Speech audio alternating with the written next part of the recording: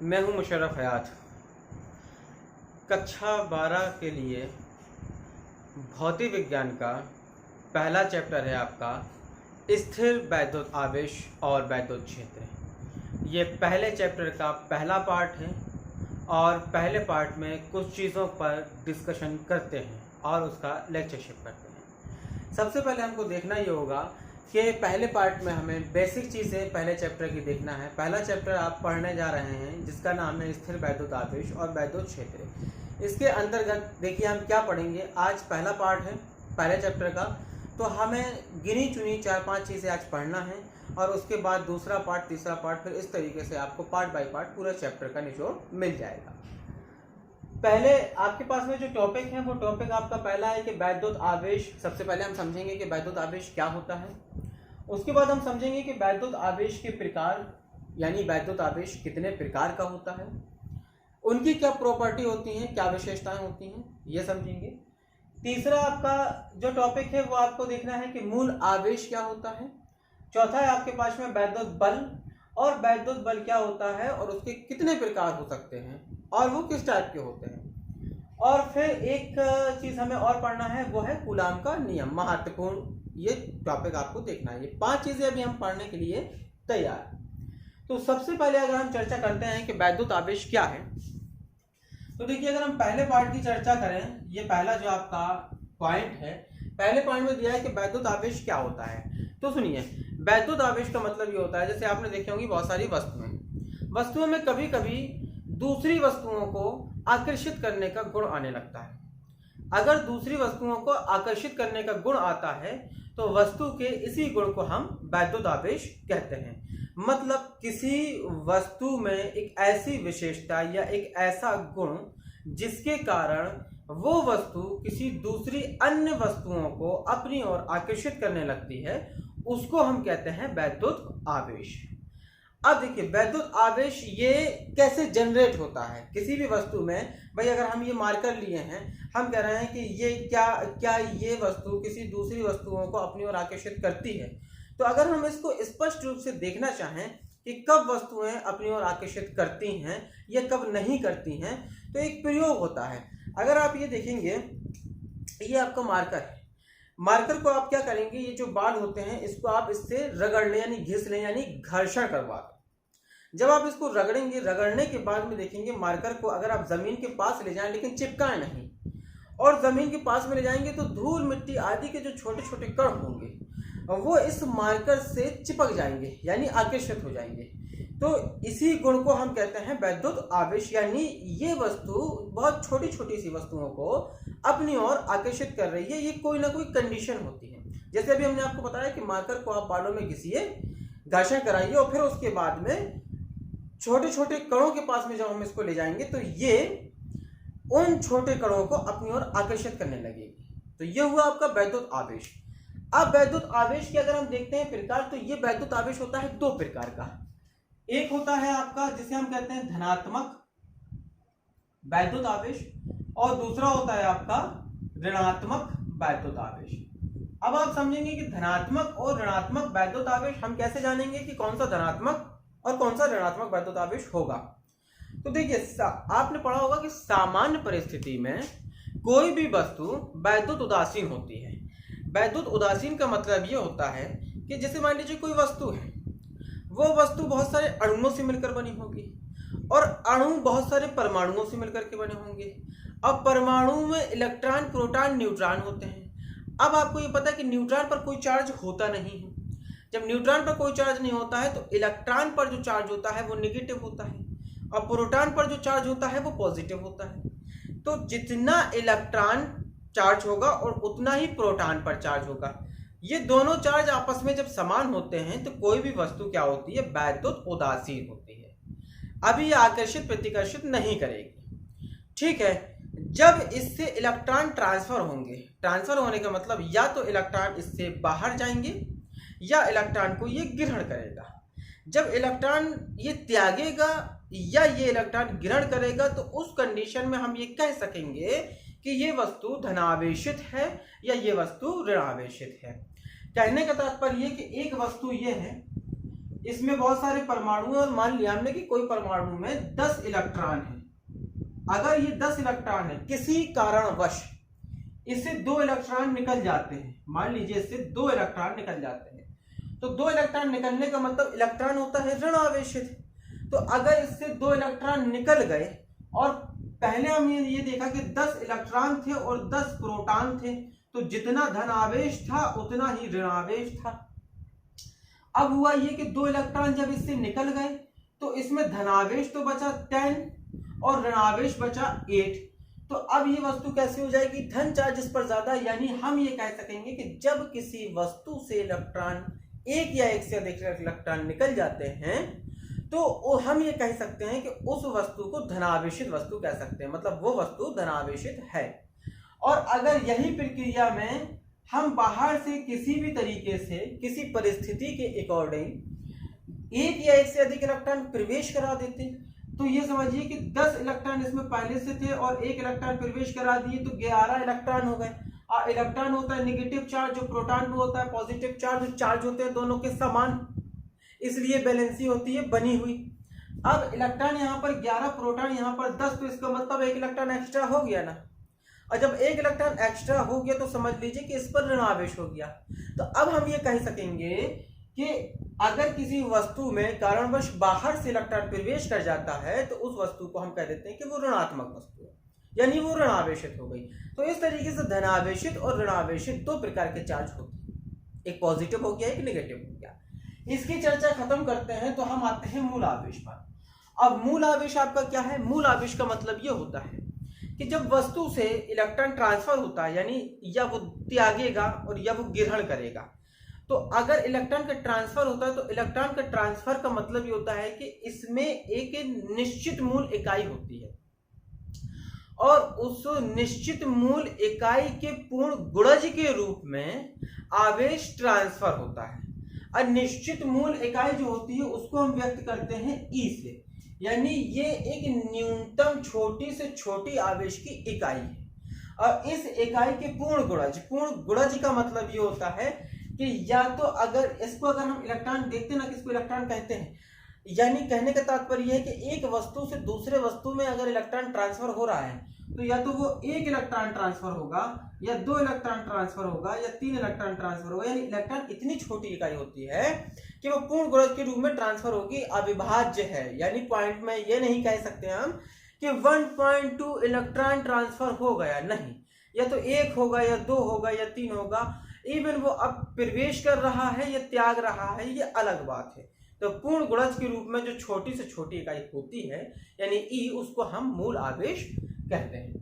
बात खत्म करते हैं, हम आते हैं वैद्युत बल में।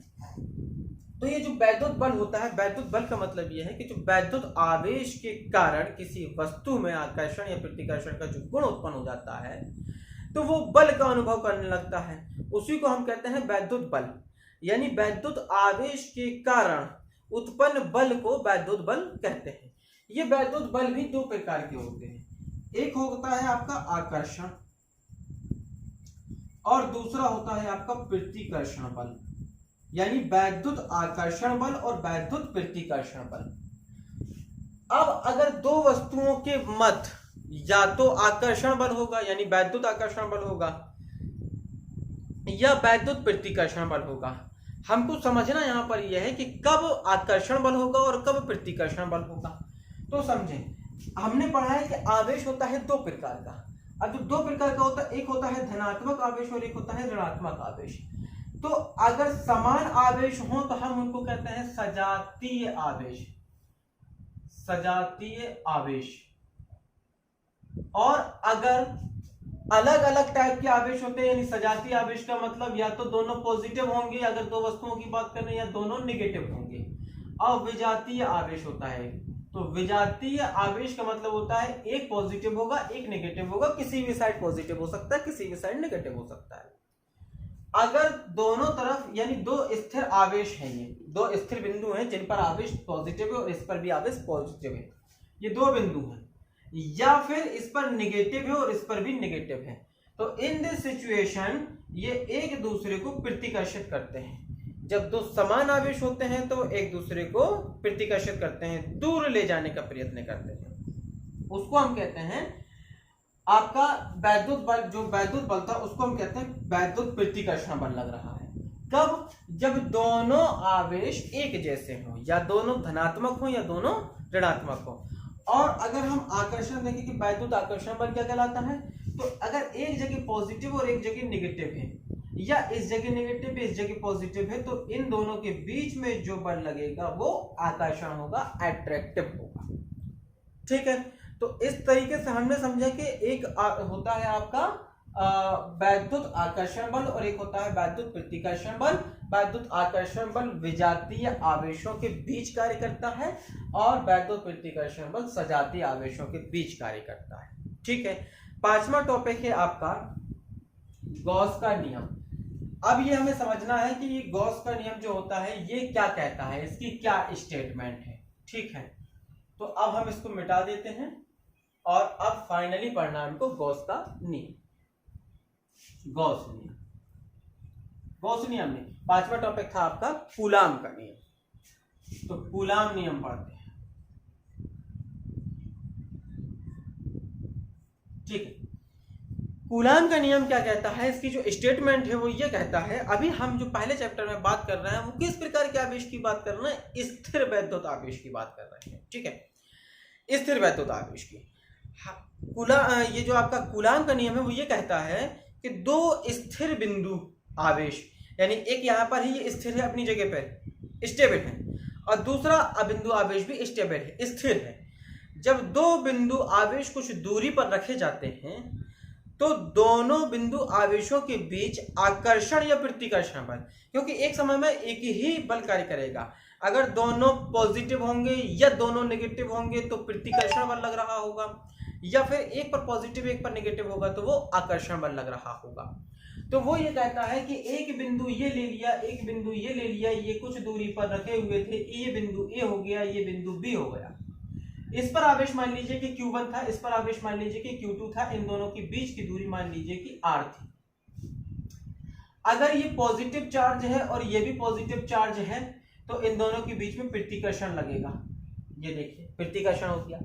और ये जो वैद्युत बल हम निकालते हैं, ये वैद्युत बल दोनों आवेशों को मिलाने वाली रेखा के अनुदिश होता है। जैसे इस तरीके से देख रहे हैं आप प्रतिकर्षण, तो मिलाने वाली रेखा के ही अनुदिश चल रहा है।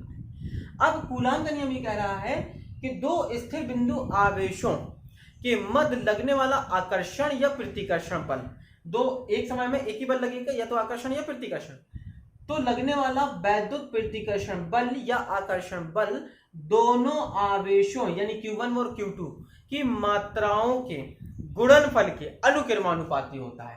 कहने का मतलब ये कि F एक बल लग रहा है और ये बल Q1 और Q2 के गुणनफल के अनुक्रमानुपाती है तथा उनकी बीच की दूरी के वर्ग के व्युत्क्रमानुपाती होता है। यानी हम ये कह सकते हैं कि F व्युत्क्रमानुपाती हो जाएगा 1/r², यानी F अनुक्रमानुपाती 1/r² या F r² के व्युत्क्रमानुपाती होता है। इन दोनों को जब हम मिलाते हैं, समीकरण को एक साथ लिखते हैं, तो ये बन जाता है Q1 Q2/r²। और आपको पता है कि जब अनुक्रमानुपाती का चिन्ह हटाते हैं तो कोई एक नेतांक आता है। तो मान लीजिए कि वो नेतांक आपका आया K, तो यह जाएगा K Q1 Q2/r²। ठीक है, Q1 Q2/r²। K कोई भी एक कांस्टेंट वैल्यू है, कोई भी एक नेतांक है।